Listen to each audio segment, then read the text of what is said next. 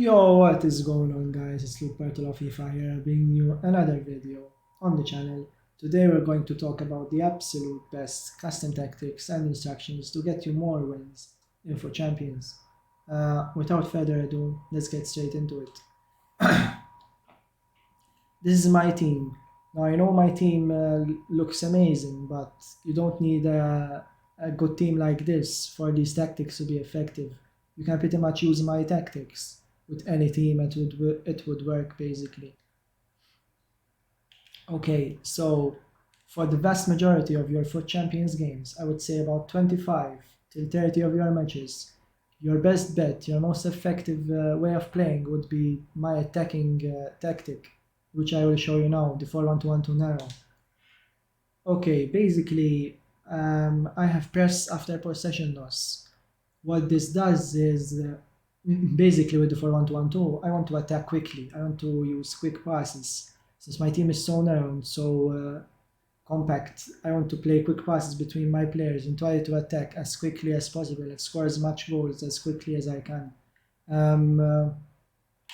So basically what this does, if when I'm trying to attack quickly, I mess up and misplace a pass, my team will swarm the guy with the ball, and I will most of the time win the ball back, especially if I'm playing a weaker player, so to speak. Okay, for width I have 6. For 1-2-1-2 is narrow, is quite narrow naturally, so you want to have quite a high width, if I say so myself. I mean, I find 7 to be good, but it's too aggressive in my opinion. There will be a big gap between your center backs and you will be quite open at the back. So I find 6 to be the perfect balance between aggression and defensive solidity.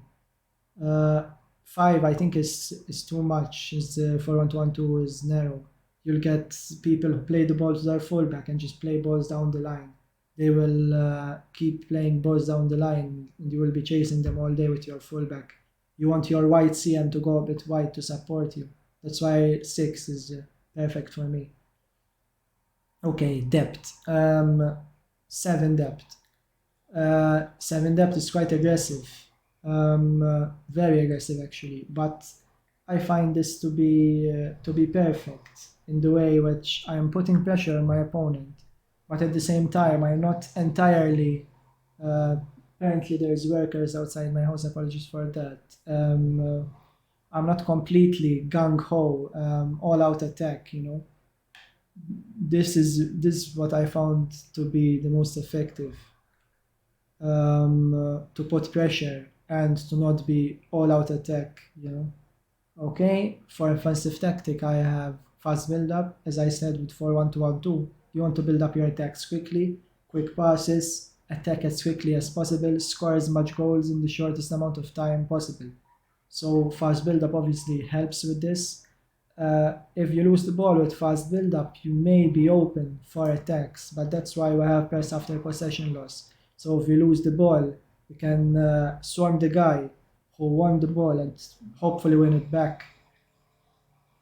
Attacking width 3, which is quite narrow, but this is what I enjoy in the 4-1-2-1-2. I want my strikers to be close to each other so I can play 1-2 passes, and my cam to be in between them, but I don't want them to drift wide or to be far away from each other. I want to play quick passes, short passes between them, so I find that 3 width in the attack is perfect for me. Okay, players in the box 5. I have no reason for this, to be honest. This is what I use since the start, and I don't know what it does. I never noticed anything in the game. I'm being honest with you. Corners and free kicks 1, just because most of the times you're better off taking these short, so it's better not to get countered in case you lose the ball. Okay, player selection. Basically you want a CDM that's quick, agile, tall, and medium-high work rates preferably. High works as well, but medium-high is the best.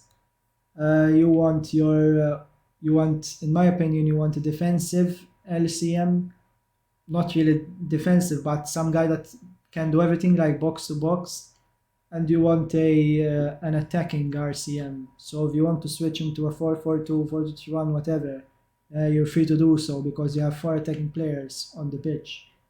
Okay, your cam is your most important player, your number 10.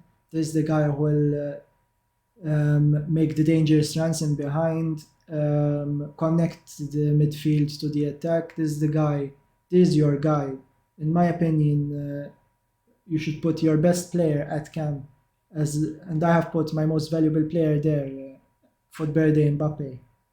Okay, you want your 2 strikers to be quick, preferably quick, agile, and if they have 5-star weak foot and 5-star skills like mine do, that's really an added bonus really. But most importantly, they need to be quick to get in behind for counter-attacks. That is the most effective thing in the 4-1-2-1-2, punishing mistakes and counter-attacking. That's your game plan basically. Okay, as for instructions I have stay back and overlap on my fullbacks.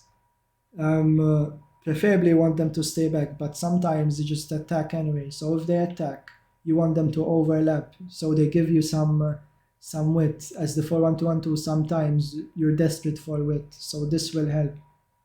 Okay, my CDM is on stay back cover center. You need to have your CDM on stay back cover center. I wouldn't advise putting anything else on the CDM.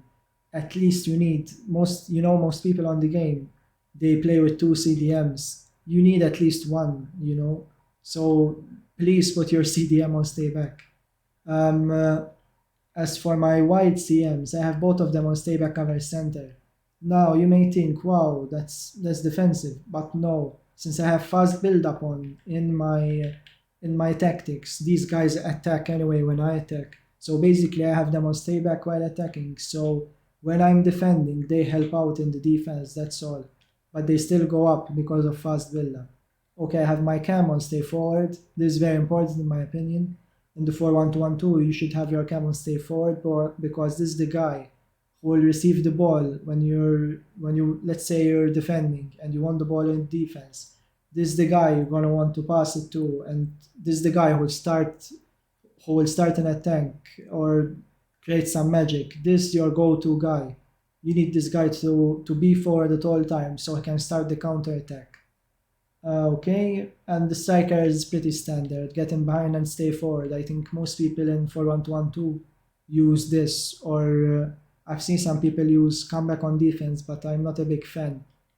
In the 4-1-2-1-2, you need to aim to counter attack and to overwhelm your opponents, in my opinion. Okay, that's all for the 4-1-2-1-2. Now let me show you.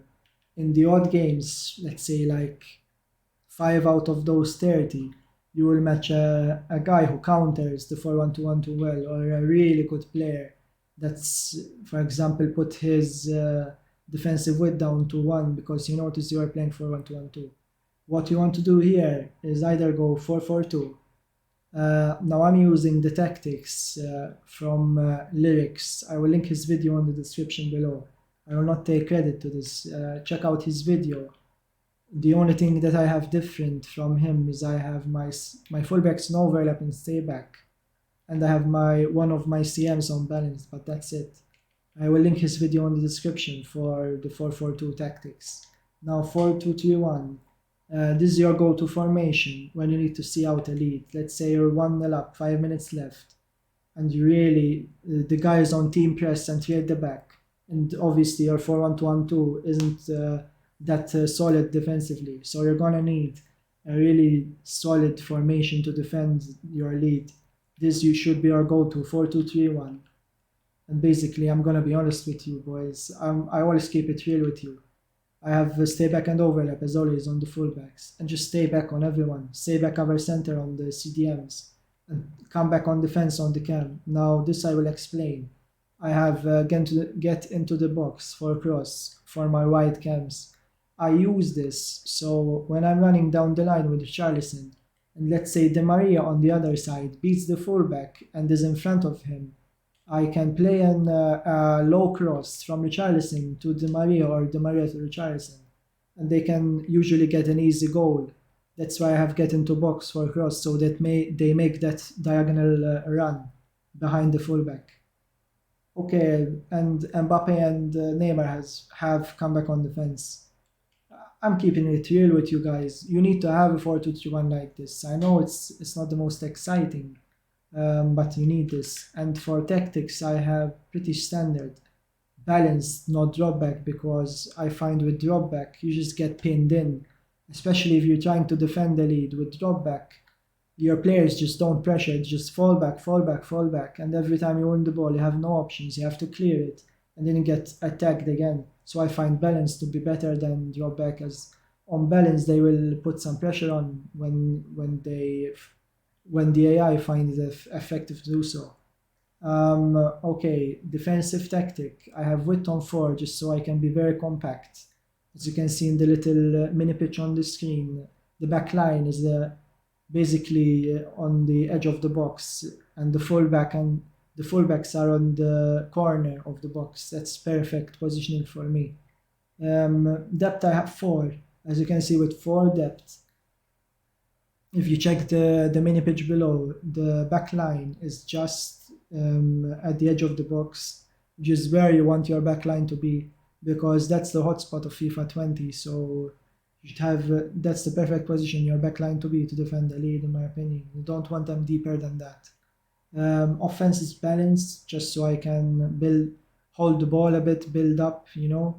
I don't want to throw the ball away or be overly defensive. So balance is perfect. Attacking width is 5, just so they keep the very neutral shape, so to speak. 4-2-1 is a very balanced formation, boys. So I just want them to stay balanced, so they give me options both in the middle and wide.